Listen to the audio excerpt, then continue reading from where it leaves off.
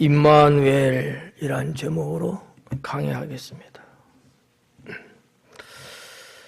7장을 마치고 8장에 들어왔는데 이 8장 말씀도 7장에 이어지는 그러한 내용이겠습니다. 점점 어려워질 수 있어요. 이 6장까지는 그런대로 쉽게 됐는데 7장을 거쳐서 8장으로 넘어가고 좀 더 가면은 잘 알 수 없는 내용들도 포마 나올 수도 있고요. 그래서 또 말씀이 또 어렵게 들리면 좀 등한히 여길 수도 있고 또 버거울 수도 있어요. 그래서 무리한 부탁인데 예배 오기 전에 성경을 꼭 한두 번 정도는 읽어보시고 오셔라. 역시 어렵군요. 그래야지만 조금이나마 좀 이해하는 데 도움이 되지 않을까 이렇게 생각합니다. 오늘 임마누엘이라는 말씀이 나오는데 7장에도 임마누엘이 기록이 됐어요. 그때도 여호와 하나님께서 남유다를 향한 그 은혜 또 보호하심 이런 것들을 슬쩍 언급해 드렸는데 오늘도 임마누엘은 문자가 나오고 그 문자가 풀어서 또 나오는 임마누엘이 두 번 연거푸 나옵니다.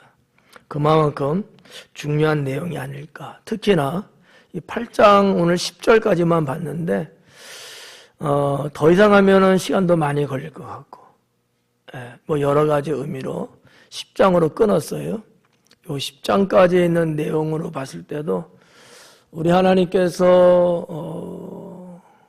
북이스라엘 또 아람이라고 하는 그런 나라를 심판하는데 왜 심판할까요? 남유다 왕국을 대적하기 때문에 심판하죠.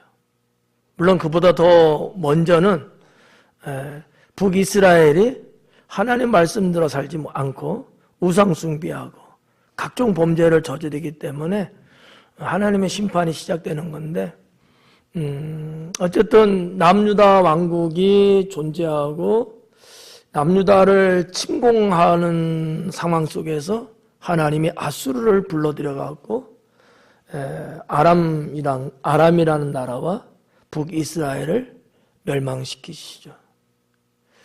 그리고 그 아수르는 더 큰 힘을 가지고 자기들을 의지했던 남유다를 또 침공합니다. 왜일까요?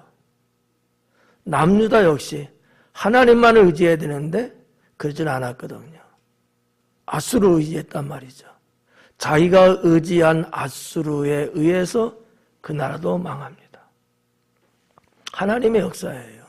거기서 주는 교훈이 상당히 큰데 그럼에도 불구하고 하나님은 다윗에게 언약한 대로 남유다 왕국은 그나마 목숨줄은 남겨놓는 그런 내용이 나오는데 그게 7장에서도 임마누엘이었고 8장에 와서도 그게 임마누엘이다 라는 말씀을 좀 서론적으로 대략적으로 말씀을 드리고 한 절 한 절씩 보도록 하겠습니다.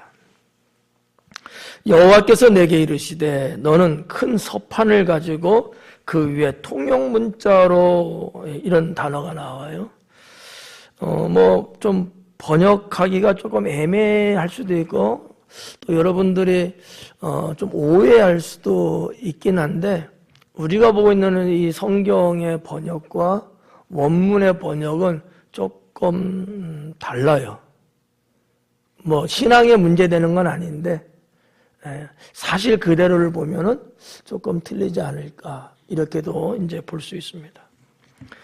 여기 보면은 통용 문자로 그래요. 너는 큰 서판을 가지고 와서 그 위에 통용 문자로 통용 문자. 그나마 쉬운 표현이죠. 통용 문자니까 뭐예요? 누구나 다 알아볼 수 있는, 누구나 다 읽을 수 있는 글로 쓰라 이런 얘기거든요. 근데 이게 이제 원어에서는 그런 의미보다는 이 철필을 갖고서, 쇠잖아요, 철필을 갖고서 서판에다 글을 쓰라는 얘기예요. 어떻게 좀 연결이 돼요?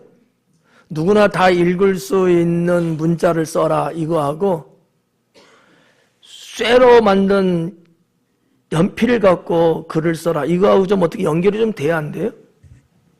아까는 좀 된다고 그러던데 안 돼요? 네, 안 되죠. 근데 돼요. 안 되긴 한데 돼.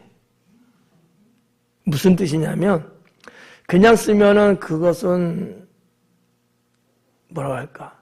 지워진다거나 없어질 수 있어요. 근데 철필로 서판에다 쓰면 그건 오래 남겠죠. 모든 사람이 다 볼 수 있어요. 이런 의미가 있어서 아마 우리 성경 개역 개정에는 통용 문자라는 단어로 번역을 해 놓으신 것 같은데, 아무튼 정확하게는 이 철필로 서판 위에다가 쓰니까 어떻게 힘이 들어갈까 안 들어갈까? 막 새기듯이 막 이렇게 썼을 거 아니에요? 움푹 파이면서 썼을 거 아니에요? 이거는 바람이 불든 흙이 덮던 그 글은 남아있게 되거든. 아마 이런 의미의 말씀을 주님이 하시지 않았을까 이렇게 볼 수 있습니다. 자, 그러면 뭐라고 쓰라고 하느냐? 마엘 살랄 하스바스. 마엘 할랄 살랄 하스바스. 이 이름을 쓰라는 거예요. 이 뜻이 상당히 좀 뭐라고 할까? 4개의 단어로 되어 있는 하나의 단어거든요. 4개의 단어로 뭉쳐진 거예요.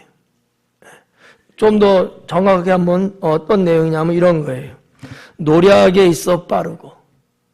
노약과 빠름이 벌써 2단어가 나왔죠. 노략하는 거예요. 노략하는데 빠르고. 그 다음에 약탈하는데 서두르라. 남의 것을 뺏는 거잖아요. 약탈이니까 그거는 서둘러라. 이런 4개의 단어로 구성되어 있는 단어입니다. 이 글을 쓰라는 거예요. 왜 그러셨을까? 여러 가지 생각해 볼 수는 있겠지만, 이것이 하나님께서 심판하는 어떠한 모양, 심판하는 내용에 대한 글자거든요. 이렇게 하나님이 심판하겠다는 거예요. 약탈하고 노력하는데 상당히 빠르게, 서둘러서.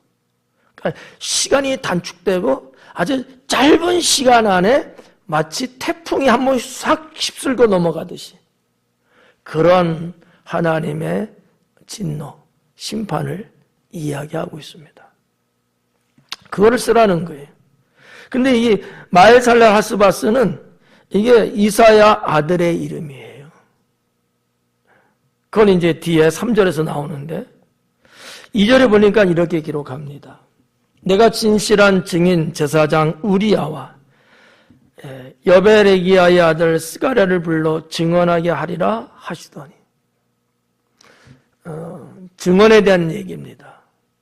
내가 이렇게 심판할 건데 증인을 세우겠다는 얘기예요. 몇 명이 나왔죠? 2명이 나왔어요. 이게 하나님께서 모세 오경을 통해서도 증인을 삼는 것에 대해서는 꼭 2-3 증인을 세우라는, 이게 하나님의 원래 뜻이에요. 증인을 세우면은 거짓을 말할 수 없잖아요.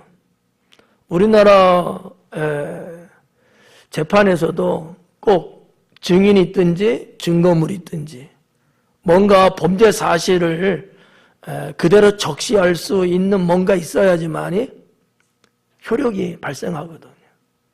그러니까 하나님께서 북이스라엘도 심판하고 아람도 심판하고 결국은 남유다 왕국도 심판하는 데 있어서 그 심판이 어떻게 될 것이라는 것을 증인을 세워갖고 거짓하지 못하도록, 아니라고 부정하지 못하도록 증인을 세우라는 얘기예요. 여기 증인으로 세우라는 하나님의 직접적인 언급 두 사람이 소개되고 있는데, 한 사람은 제사장 우리야입니다. 제사장 우리야. 이 우리야는 누구냐면은 열왕기하 16장 18장인가요? 거기 보면은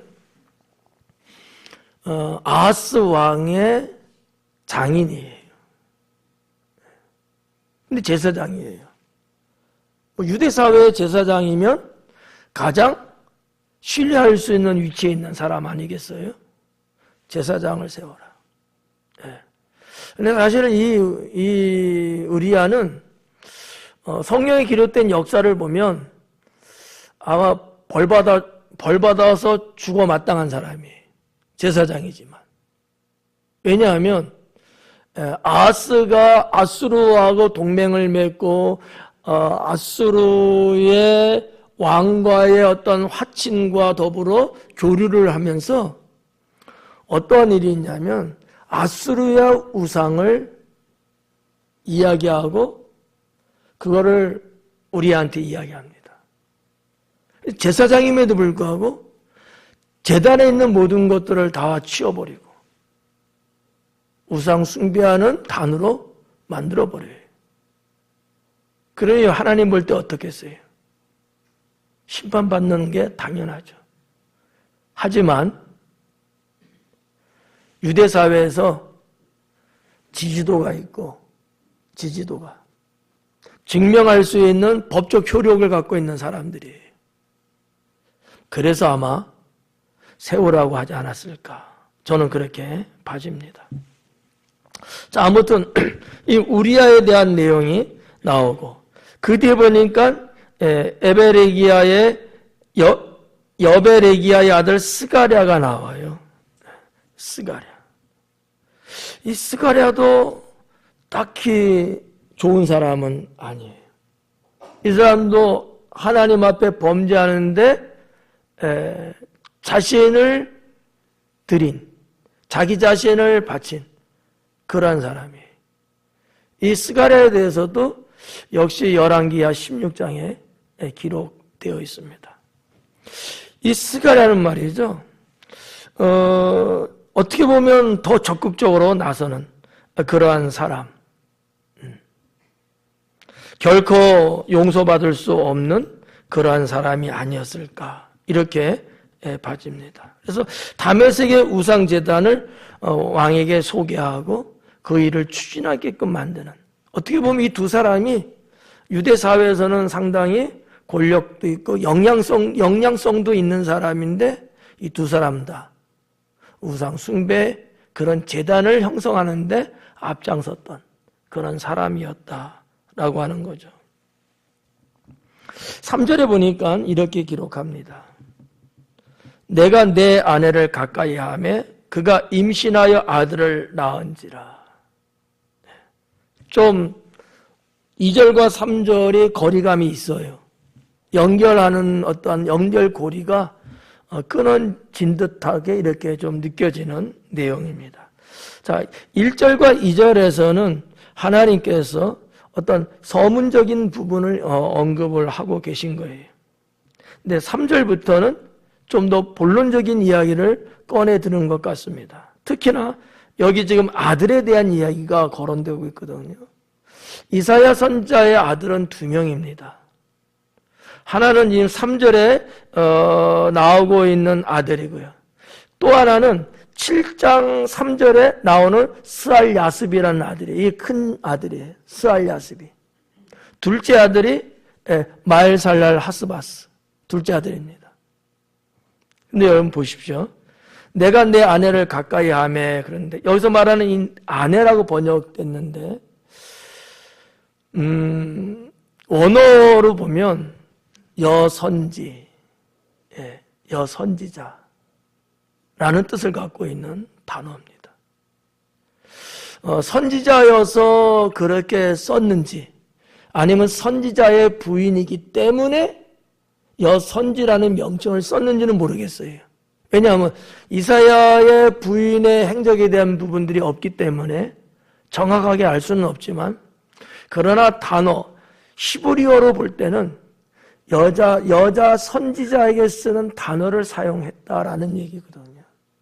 그렇다고 보면 어떻게 보면 그 정도의 어떤 역할은 어느 정도 하지 않았을까, 이렇게도 유추해 볼 수 있습니다.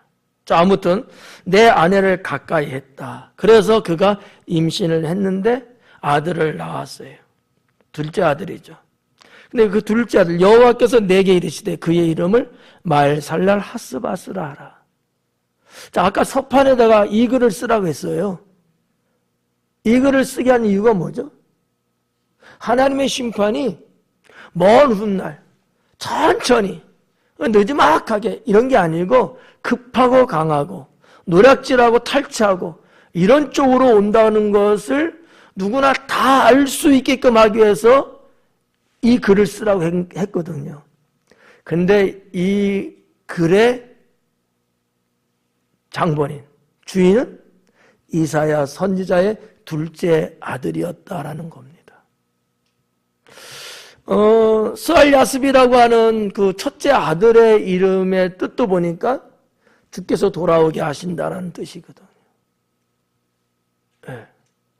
어떻게 보면 하나님은 이사야 집안의 네 식구, 이 네 식구를 다 주님의 사역에 사용하고 있더라라는 얘기입니다.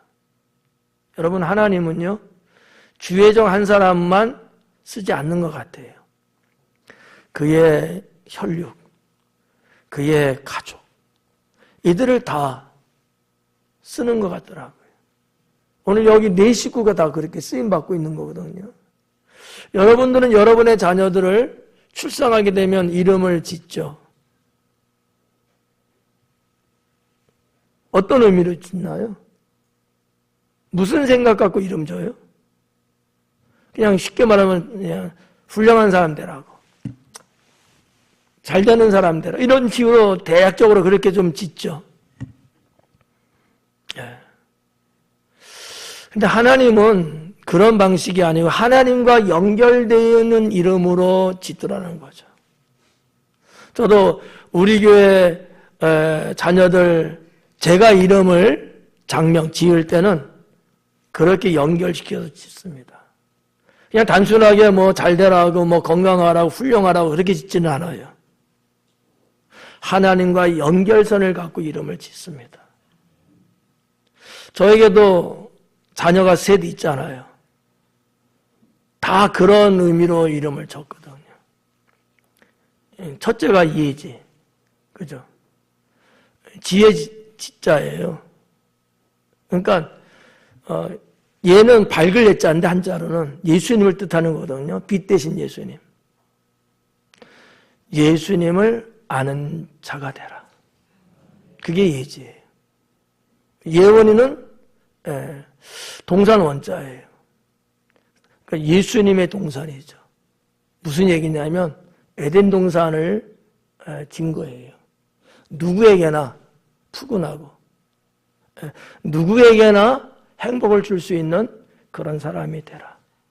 에덴 동산은 축복의 동산이잖아요. 그런 이름으로 짓고. 또 예성이 저기 서 있네. 부담되는데. 예성이는 예성이잖아요. 성. 그 거룩할 성자인데 예수님을 닮은 성품을 가져라 해서 예성이라고 줬어요. 그러니까 그냥 짓는 게 아니고 세상적으로 철학관에서 뭐 이름 지어 그런 게 아니라 이 아이가 하나님 앞에 어떠한 사람으로서 살 것이냐라는 생각을 갖고 교회 자녀들의 이름을 이제 짓죠. 아마 여기 이사야의 두 아들도 가만히 보면 그렇게 이름을 짓더라는 얘기지. 히브리인들의, 유대인들의 이름들을 보면 대다수가 다 이렇게 하나님과 신앙하고 연관된 이름들을 졌어요. 뭐 여러분 뭐 숫자락에 뭐 이렇게 야자가 들어간다든지 L자가 이런 건 전부 다 하나님을 뜻하는 거예요. 네. 오늘 이 이사야서에 나오고 있는 이 아들의 이름을 짓는 데는 하나님이 하나님의 뜻을 어기고 하나님의 영광을 가렸던 그들을 심판하는데 소용되는 이름으로. 그래서 누구든지 그 이름을 댈 때는 어떻게 하겠어요? 기억나겠죠. 잊지 않겠죠. 이 시대뿐만 아니라 그 후시대의 사람들일지라도 이 단어들을 보면은 뭔가 하나님의 움직이심, 하나님의 어떠한 계획하심, 이런 것들을 느낄 수 있지 않겠는가, 이렇게 볼 수 있다는 거죠. 여러분의 이름들은 어떤 것 같아요? 이렇게 하나님하고 관련성이 이렇게 있어서 지어진 이름들이신가요? 왜 그랬대요? 네. 뭐 부모님이 그렇게 짓지는 않을지라도 이제는 우리가 어떻게 그렇게 살아야 되겠죠. 하나님과 무지개 다리를 놓고서 오고 갈 수 있는 이런 관계적인 그러한 어떤 사람, 그런 성도, 그리고 우리의 자녀들은 그렇게 하나님과 연결시켜 줄 수 있는, 그래서 모든 사람이 부를 때마다 그 사람의 이름만 딱 대면 무슨 뜻이구나, 뭐를 의미하는구나, 이거를 느낄 수 있는 그런 이름 얼마나 좋을까 라는 생각을 해봅니다. 어쨌든 간에 여기 지금 마엘살랄하스바스라고 하는 이름, 그리고 스알야습이라고 하는 이 이름, 이사의 두 아들의 이름이에요. 자, 4절에 보니까 이는 이 아이가 내 아빠, 내 엄마라 부를 줄 알기 전에, 이는 그래요. 앞에 기록된 그 말씀은 이 아이가 누구예요? 마엘살랄하스바스의 이 아이죠. 이 아이가 자기 아빠한테 아빠라고 말하기 전에, 말할 수 있는 시간 전에, 성장하면은 뭐 이렇게 뭐 2살, 3살 되면 아빠 하잖아요. 그날이 오기 전에. 얼마나 여러분 촉박한 시간이겠습니까? 그 얘기예요. 내 아빠, 내 엄마라 부를 줄 알기 전에 다메섹의 제물과 사마리아의 노량물이 아수르 왕 앞에 옮겨질 것입니다. 그러면 줄 잡아서 이렇게 내용만 보면 약 2년 정도 어간에 하나님은 아람이라고 하는 나라와 북이스라엘의 모든 것을 다 아수르가 가져가게끔 하는 심판을 단행하시겠다, 그런 얘기가 될 수 있는 거죠. 다메섹이라고 하는 이 다메섹은 아람의 수도예요. 다마스커스. 예. 지금은 그렇게 말하죠. 아람의 수도. 아람은 익히 들은 이름이 지명이에요. 바단 아람. 아람이에요. 아람의 큰 의미거든요. 예. 상당히 큰 제국을 이루고 있던 곳이고요. 지금의 수리아에 해당되는 그 나라예요. 상당히 민족의 역사가 아주 깊은, 오래된 그러한 민족인데, 이 아람도 여전히 아주 고대 사회는 그러지 않았지만 어느 정도 국가를 형성하고 나서부터는 계속해서 이스라엘을 침략하고 괴롭히고 그랬던 민족 중에 하나였던 거죠. 지금 이 사건 앞에서도 그거죠. 아수르를 대적하는데 북이스라엘하고 동맹을 맺고 남유다도 동맹하자고 하는데 이미 남유다는 아수르하고 동맹을 맺었어요. 좋은 관계예요. 우리는 안 해.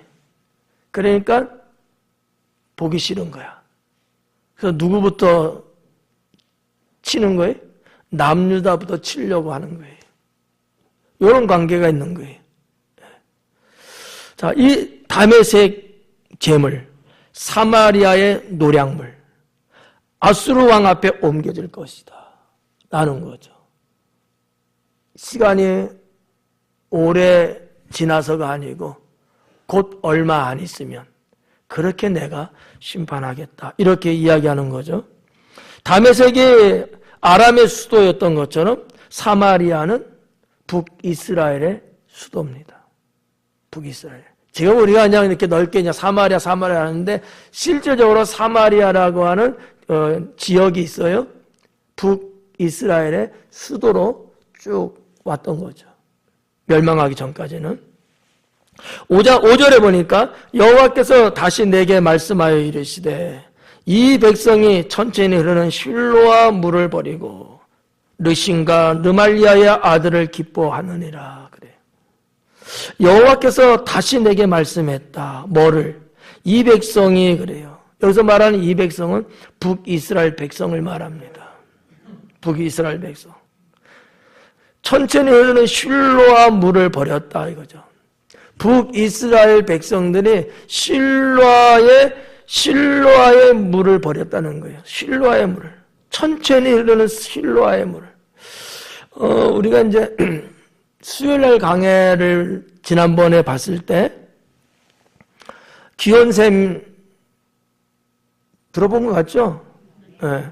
기원샘이 있어요. 기드론 골짜기 쪽에 있는데 기원샘의 샘이 있고 이쪽에 실로아 못이 있어요.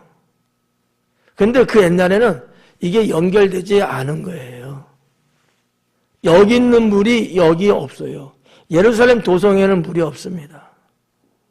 그래서 기원샘에 가서 물을 길어먹고 그 기원샘이 그들의 식수 역할을 하고 그러는 거예요. 그런데 아수르가 침공하기 전에 이와 같은 것들을 놔둬버리면 그들은 포위 속에서 죽든지 항복할 수밖에 없거든요.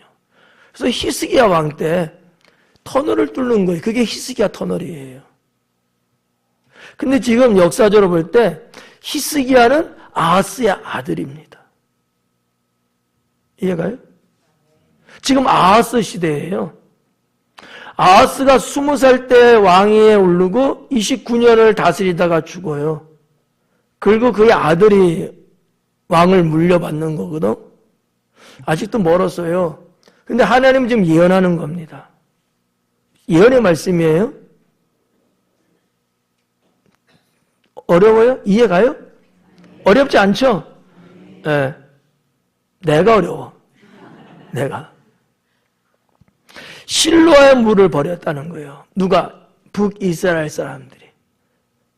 그럼 실로아의 물을 버렸다는 게 어떤 예언적인 의미일까?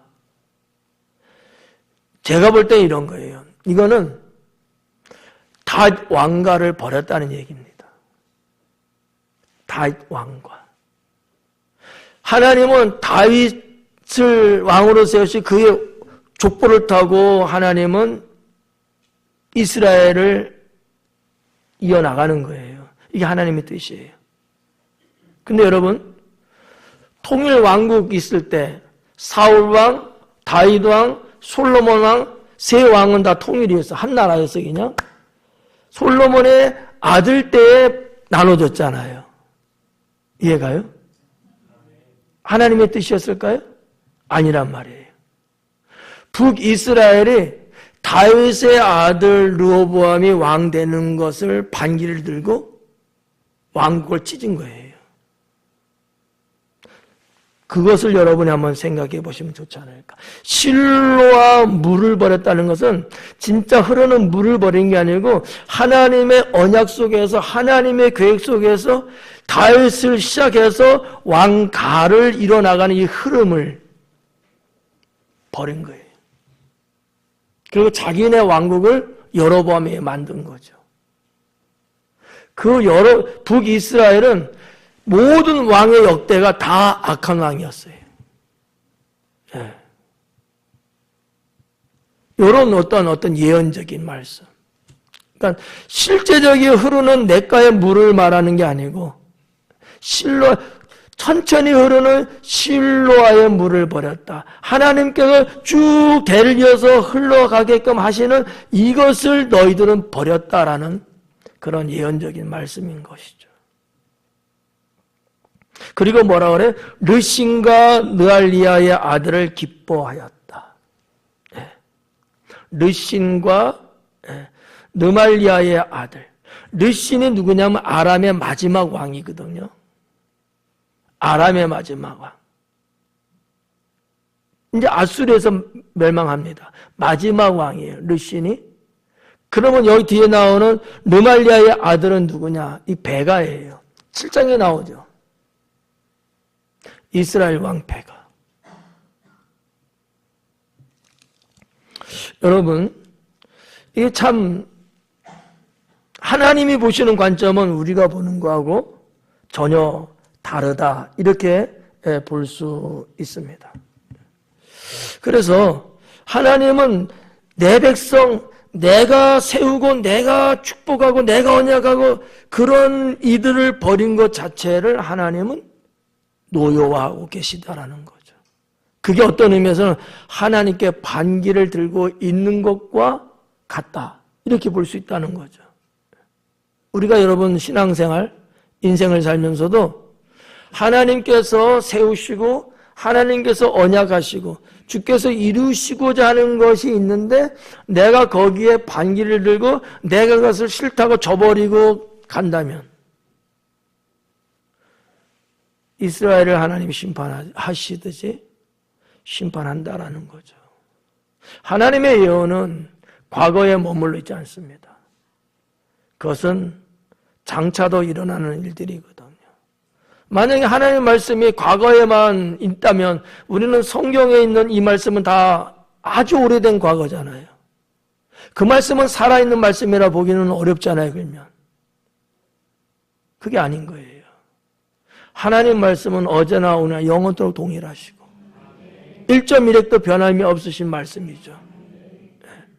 과거를 뒤돌아보면서 과거를 보면서 우리가 거기서 교훈을 얻고 영적 의미를 얻어서 현재와 미래를 대비하고 내가 어떻게 살아갈 것인가, 내가 하나님을 어떻게 믿어야 될 것인가를 거기서 우리는 찾아낼 수 있어야 되겠죠. 그래서 성경 이 말씀을 보는 거예요. 그래서 강해를 하는 거고요. 자, 아무튼 6절은 그렇게 북이스라엘 사람들의 하나님 볼 때 잘못된 죄악, 그것을 지적하고 있습니다. 그래서 7절에는 그러므로 그래요. 그러므로. 우리 성경에는 빠져 있는 게 하나 있는데 그러므로 주 내가 흉흉하고 이렇게 나오는데 오늘 보니까 그러므로 보라. 보라라는 단어가 번역이 안 돼 있더라고요. 그러므로라는 얘기는 접속사잖아요. 이거는 종결 접속사예요. 종결. 앞에 어떠한 것들이 쫙 있는데 그거를 이제 종결시키는, 결론은 이렇다라는 것을 표현할 때 그러므로라는 단어를 쓰게 되는데 그러므로 보라. 그들은 이렇게 하고 저렇게 하고 이렇게 했는데 그러므로 봐라. 어떻게 될 건가? 그거 보라는 거예요. 자, 이렇게 보면 우리가 볼 수 있는 눈을 떠야 되지 않을까라는 거죠. 하나님이 뭔가 계획하시고 역사하시는 것을 내가 볼 수 있는 눈이 열려야 합니다. 이걸 열리지 않으면 아무리 이야기해주고 그렇게 줘도 그걸 보지 못하면 어떤 결론이 될까요? 죽음으로 대신해야 되겠죠. 하나님이 보라고 하시고 하나님이 보여주시는 의미는 잘못된 것은 돌아서고 옳은 것은 계속 앞을 향해 나아가야 되고 이런 어떤 메시지가 있지 않겠어요? 네. 그래서 이 번역에는 좀 빠져 있는데 그러므로 보라. 상당히 강조점을 두고 있는 성경의 말씀이 아닐까. 뭐라 그랬어요? 주 내가 흉흉하고 창이란 큰 하수 곧 아수르 왕과 그의 모든 위력으로 그들을 뒤덮을 것이라. 심판에 대한 내용이에요. 흉흉하고 창이란 큰 하수예요. 창이란 큰 하수. 이 큰 하수라고 하는 거, 하수라는 것도 요즘 크다라고 하는 이 웅장함을 의미하는 이것은 세력을 상징합니다. 세력. 힘을 상징하는 거예요. 근데 큰 하수 아시잖아요. 하천 같은 하수. 큰 하수. 뭐 여러분 애굽에는 이집트에는 나일강이 큰 하수겠죠. 아마 이쪽 아수르나 또 아람의 남쪽 이런 데 보면 뭐가 있냐면 유브라데스 강이 있습니다. 유브라데스 강. 큰 하수예요. 당진 하수 정도가 아니야. 상당히 긴 강을 이쪽 어디라고 할까? 지금 이란하고 전쟁을 붙고 있잖아요. 그 지금 이쪽은 홍해고 이쪽은 지금 아라비아 그 위에 지금 지중해가 이렇게 있단 말이에요. 이 하단서부터 이 하단이 이쪽에 갈대아 우르가 있는 곳인데 여기서부터 강이 뻗어서 올라가고 있는 거예요. 유브라데스 강, 티그리스 강. 창세기 1장에 의하면 에덴 동산은 거기에 있다는 거죠. 큰 하수. 정확하게는 저도 모르겠습니다만 아마 이들을 언급하면서 큰 하수라고 말했을 때는 유브라데스 강 아니었을까. 이렇게 강으로 볼 때는 이제 그렇게 볼 수 있죠. 근데 강을 의미하기보다는 세력을 의미합니다. 권력을 의미하고요. 힘을 의미하는 예언입니다. 한번 봐봐요. 창이란 큰 하수, 아수르 왕과 그의 모든 위력으로 그들을 뒤덮을 것이라. 강에 예를 들어서 뭐 이렇게 뒤덮으면 다 물에 잠겨 있잖아요. 우리 당진도 비 많이 와고 물이 역류해갖고 낮은 이제 다 잠겨버리고 지하실 같은데 다 물 차갖고 막 이러잖아요. 이게 물이 창이라면 가득 넘치면 다 죽는 거예요. 에스겔서에도 보면 여러분 물에 대한 말씀이 나오잖아요. 그런 것처럼 여기서 말하건 이 창이란 큰 하수, 이거는 이 아수르 왕의 권력, 위용, 힘, 영향, 당대의 아수르를 대적할 나라가 없었거든요. 그거를 암시하는 예언적인 말씀이라고 볼 수가 있겠습니다. 그들을 뒤덮을 것이라. 그 모든 골짜기에 차고 모든 언덕에 넘치리라. 그래. 언덕에도 넘친대요. 아니 뚝방인데 그거 넘치면 어떻게 하겠다는 거야? 다 잠기는 거예요. 다 잠기는 겁니다. 살 수가 없습니다. 8절에 보니까 흘러 유다에 들어와서 가득하여 목에까지 미치리라. 흘러 유다까지 들어왔대요. 자, 이 어마어마한 큰 하수가 그들을 다 휩쓸고 북이스라엘 아람입니다. 다 물에 잠그고 어디까지? 남유다까지. 하나님의 심판이 지금 남유다까지 임한다는 얘기예요. 북이스라엘과 아람은 말할 것도 없고 아수르에 의해서 남유다도 하나님이 심판하겠다는 얘기예요. 왜요? 그래서 남유다는 북이스라엘보다 좀 낫잖아요. 그럼에도 불구하고 그들도 아하스도 하나님을 의지하지 않고 하나님을 내버리고 사람 아수르를 의지하고 그에게 쫓아다녔거든. 하나님의 성전의 거룩함도 회파하고 거기에 우상의 물건들을 쌓고 성전 안에 있는 거룩한 그런 어떤 것들도 다 치워버리고 다 버려버리고 이거는 하나님을 파괴하는 그런 죄악의 모습이 아닐까. 그러니 하나님이 그들을 심판하지 않을 수가 없었다라고 볼 수 있겠습니다. 그래서 이 흘러 유다에 들어와서 가득해 목에까지 미친다. 죽지는 않을 것 같아. 그죠? 목에까지. 수영 못하면 알아서 해요. 목에까지 미친 거야. 여러분 어떻게 하실래요? 자, 여길 봐, 여기. 목에까지 왔대, 목에까지. 목. 그렇다고 살 수도 없어. 여러분, 수영을 하는 사람은 괜찮은데 수영 못하는 사람은요, 물이 목에 차면요, 결국 죽어요. 가슴 정도까지 와야지 그나마 내 힘으로 어떻게 물과 어떻게 이게 가능해져요. 여기 차면요, 이게 안 돼요. 이게. 죽지는 않았어. 죽었으면 흘러 넘쳐서 덮었다 알겠지. 그러니까 이게 목에까지 찼다는 이 예언의 말씀을 보면은 하나님이 남유다는 완전히 멸망하게끔 죽이지는 않는 것 같아요. 살려두는 것 같아요. 그렇지만 심판은 하시더라라는 얘기죠. 우리가 뭐 다 알고 있는 거잖아요. 네, 다 알고 있잖아.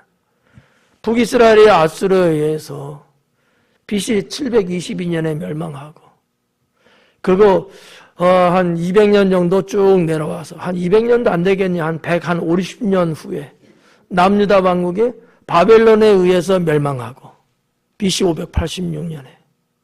네. 그러니까 남겨두고 있는 거예요. 남겨놓고 있는 거예요. 근데도 여전히 후대의 사람들은 깨닫지를 못하고 여전히 죄악 속에 살더라라는 얘기죠.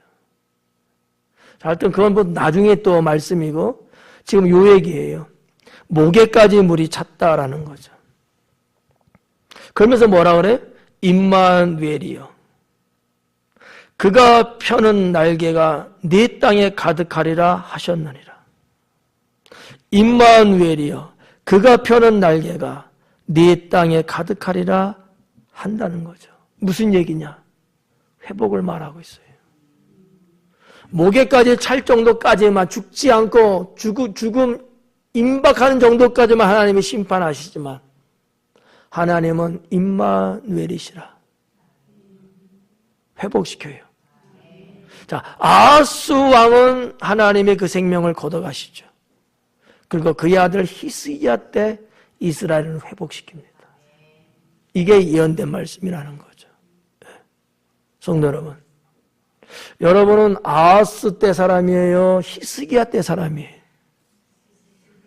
하여튼 뭔지 모르지만 세자보단 네자가 좋고.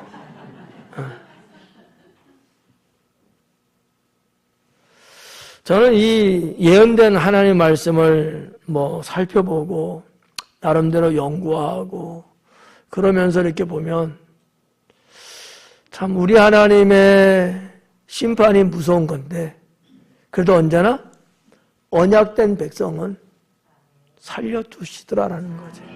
예. 이게 언약 받은 자와 못 받은 자의 차이가 이런 거예요.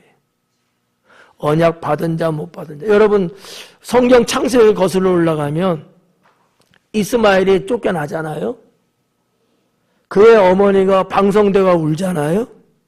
하나님이 그 하갈한테 뭘 해요? 언약을 하셔요. 아, 죽어도 싸. 한 짓을 보면. 근데 하나님이 생명은 살리시면서 언약을 하셔요. 그 민족이 지금 중동의 후손들이에요. 하나님의 물의 축복을 주시거든. 물의 축복을. 그래도 하나님께 그래도 방성되고 가니까 산 거야. 그러지 않았으면 아마 그들은 광야에서 아마 모자가 죽었을 거예요. 하나님의 그를 해치 못하도록 막아주시고. 네. 왜요? 그래도 아브라함의 혈족, 씨요. 하나님이 울부짖는 여인에게 약속을 하셔요. 이 약속을 받는다는 게, 그까짓 거 뭐, 이렇게 여러분 생각하시면 안 돼요. 신앙생활 우리가 하면서. 하나님이 나에게 약속을 하는 게 있는 거와 없는 거는 전혀 다릅니다. 엄청난 거 이건요. 예. 물론 뭐 사람 볼 때는 하나님 볼 때도 미약하고 형편없고 모자르고 별별 안 되고 이럴 수는 있어요. 그래도 하나님께 언약을 받은 자는 하나님이 그 생명은 누구도 건들지 못하도록 지켜주시더라라는 얘기입니다. 성도 여러분, 우리는 이 이사야를 통해서 그런 부분들을 조금이나마 알 수 있어야 되지 않을까라고 생각합니다. 그가 펴는 날개가 네 땅에 가득하리라. 주님이 펴는 날개, 임마누엘이잖아요. 하나님이 우리와 함께 하신대잖아요. 이 임마누엘 은총이 쫙 날개를 펴서 구원을 하는 거예요. 해함을 받지 않도록. 네. 이런 말씀이 8절에 기록되어 있죠. 그리고 이제 9절에 넘어오니까 너희 민족들아 함성을 질러보아라. 그러나 끝내 패망하리라. 3번이 나옵니다. 패망한다. 결국 너희는 패망한다. 너희가 안간힘을 쓰고 너희가 살아보려고 아둥바둥하고 너희가 뭔가 이겨보려고 너희의 목숨을 부지해보려고 뭐 별별 수를 다 써보지만 그러나 결국은 패망한다. 우리 성경에는 패망한다는 단어로 번역이 됐습니다. 원어에 있는 내용을 그대로 번역하면 이런 거예요. 산산이 부서지리라. 그게 패망인 거죠. 산산이 부서지리라. 돌 위에 돌 하나도 남지 않듯이 하나님이 하나님을 업신여기고 하나님의 뜻을 거스리고 하나님 없이 우상을 숭배하는 이와 같은 자들은 완전히 산산조각 내버린다는 거예요. 네가 아무리 그런다고 해도 너는 어떻게 할 수 없다. 그걸 3번씩이나 계속 강조하고 계십니다. 다시 한번 볼까요? 민족들아 함성을 질러보아라. 그러나 끝내 패망하리라. 너희 먼 나라 백성들아 들을지어다. 너희 허리를 동이라. 그러나 끝내 패망하리라. 여러분 함성 지르는 게 뭐예요? 사기를 북돋고 그러지 않은 것처럼 막 위장을 하고 뭔가 위세가 당당하지 않아요? 그렇지만 결국 너희는 산산조각 낼 것이다. 그 얘기예요. 또 이게 뭐라 그래요? 허리를 동인대요. 어떨 때 우리 여러분 허리를 동입니까? 전쟁하려고 싸우려고 뭔가 하려고 힘내려고 허리 동이잖아요. 그렇게 해봤자다. 나는 결국 너희를 부셔버릴 것이다. 라는 거예요. 너희 허리에 띠를 띠라. 그러나 끝내 패망하리라. 인간의 힘과 지략과 여러 가지 술수를 다 동원한다 할지라도 결국은 내가 너희는 산산조각 낼 것이다. 라는 얘기예요. 성도 여러분. 제가 언젠가 한번 말씀드렸죠. 오래되지 않은 때였어요. 뭔가 하나님 앞에 우리가 잘못되고 뭔가 아니라고 했을 때는 내가 어떻게 그냥 아둥바둥해갖고 그냥 용쓰고 뭔가 내 인간적인 힘으로 뭔가 해보려고 그러지 마라. 차라리 죽었습니다 하고 내 인간에 어떠한 힘을 내려고 하지 말고 하나님 앞에 차라리 죽여주세요. 내가 나를 내려놔야 하나님이 용서하시고 도우십니다. 근데 사람들이 이걸 잘 못해요. 뭐 안 하는지도 모르겠지. 끝까지 어떻게 해보려고 내가. 끝까지 어떻게 해보려고. 근데 여러분 하늘에 준 지혜가 있는 사람은 벌써 딱 뭔가 시그널이 딱 생기면 바로 주님 앞에 엎드립니다. 그게 달라요. 다 망가지고 다 부서진 다음에 그거 다시 복구하려고 그런 어리석음보다는 처음부터 하나님이 나한테 어떠한 시그널을 딱 보여주시고 어떠한 징조를 딱 보여줄 때 주님 앞에 내가 바짝 엎드리고 그러면 하나도 여러분 부서지지 않고도 하나님 앞에 회복할 수가 있어요. 근데 이걸 잘 안 하더라고. 나라는 게 너무나 살아있어 우리들이. 나라는 게. 하나님 앞에 나를 여러분 드러낸들 뭐를 드러내겠어요? 하나님 앞에 내가 잘한들 뭐를 잘하겠어요? 그렇지 않아요? 끝까지 해보자는 식으로 삿바 싸움을 하는 거야. 어리석은 거예요. 바로 주님 앞에 엎드려서 주여 내 죄를 용서하옵소서. 주여 나를 불쌍히 여기소서. 그래야 하나님이 여러분 건져주십니다. 망가지지 않아요. 이게 여러분 성경의 역사만 그런 거 아닙니다. 지금 우리의 현실, 이 삶 속에도 이런 일들이 부일부재하게 일어나고 있어요. 제가 목사라서, 목사님이니까 이렇게 여러분 보시면 안 돼요. 저도 여러분과 똑같아요. 하나님 앞에 내가 뭡니까? 아무것도 아니에요.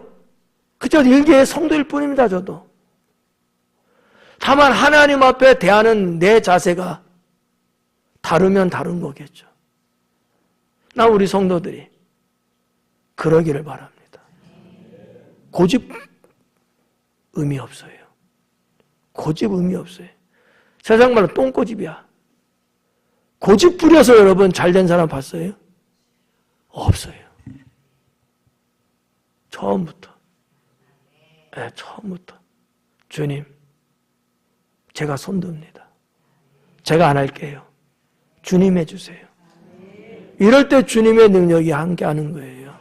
예?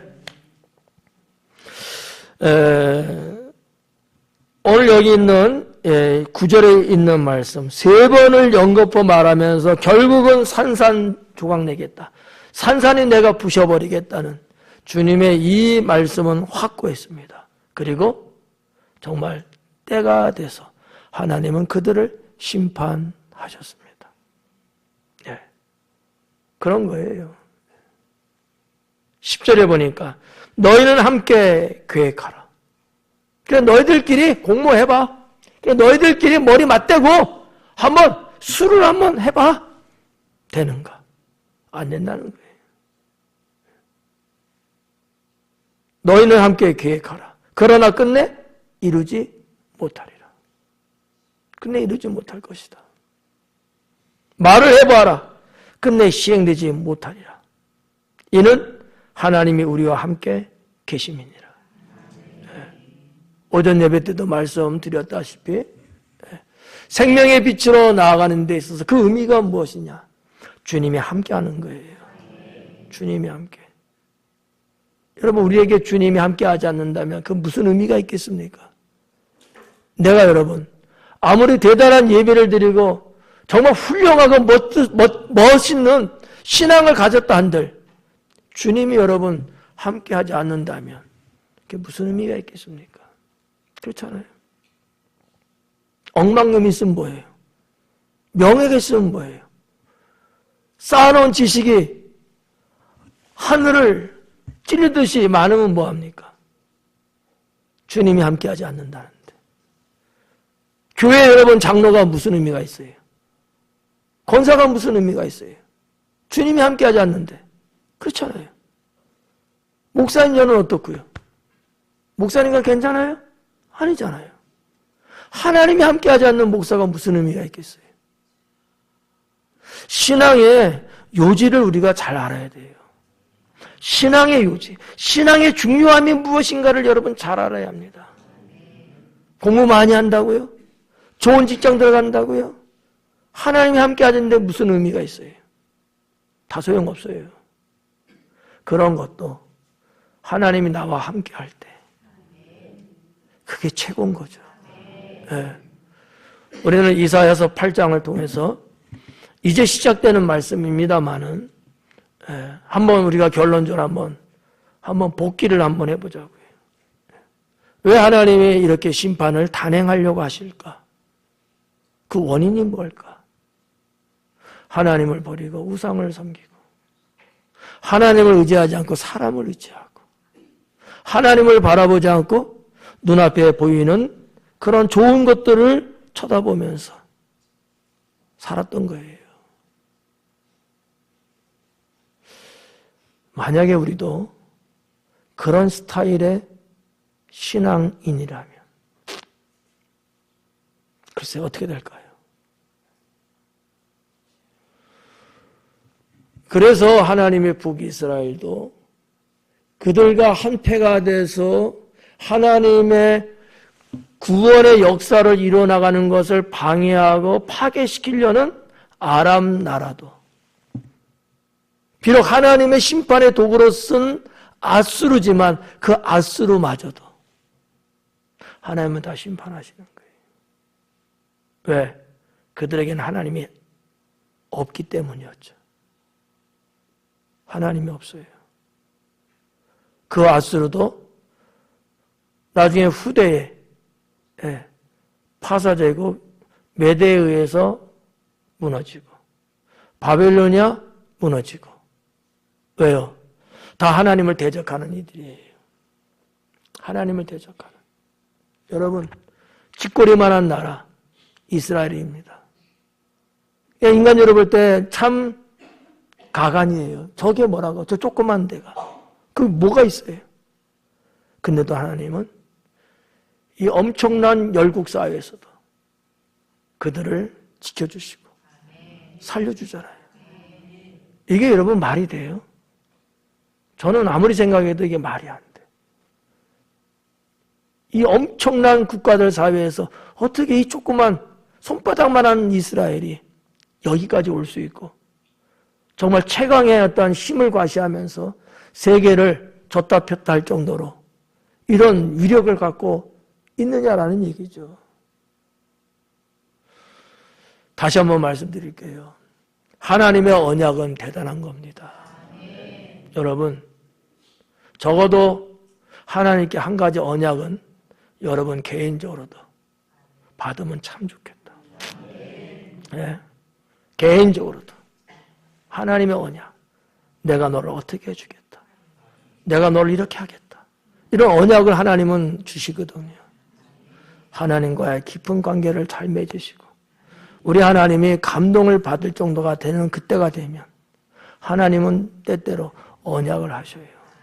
네. 이게 보통 일이 아니다.